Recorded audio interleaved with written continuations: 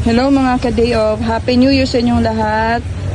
Gusto namin ipakita sa inyo kung paano mag-separate ng luma at bagong 5 peso coins. Itong mga coins nito ay galing sa Vendo car wash namin.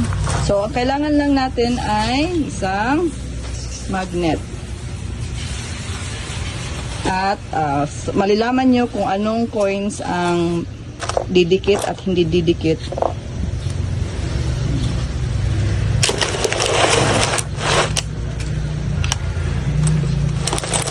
Yan. So, makikita nyo, ang mga bagong coins ay dumidikit sa magnet at ang luma ay naiiwan. Kailangan natin i-separate para malaman natin ano ang luma at bagong 5 peso coins.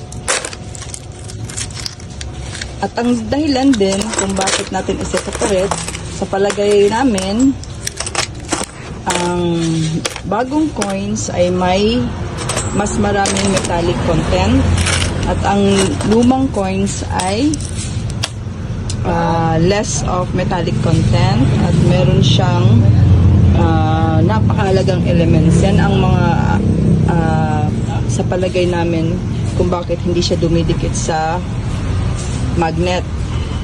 Malamang meron itong mga bronze, brass, o iba-ibang mga mahalagang or silver, kaya hindi siya dumidikit. So, balang araw, pwede itong bilhin ng mga collectors, mga antique collectors, at magkakaroon ito ng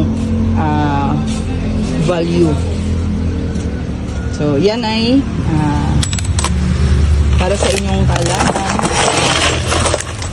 Sa mga merong mga vending machine, ganito din ang gawin nyo para pwede nyong itago ang mga lumang coins at baka may in the future mabibenta mabibenta ng mas malaking halaga. mas malaking halaga.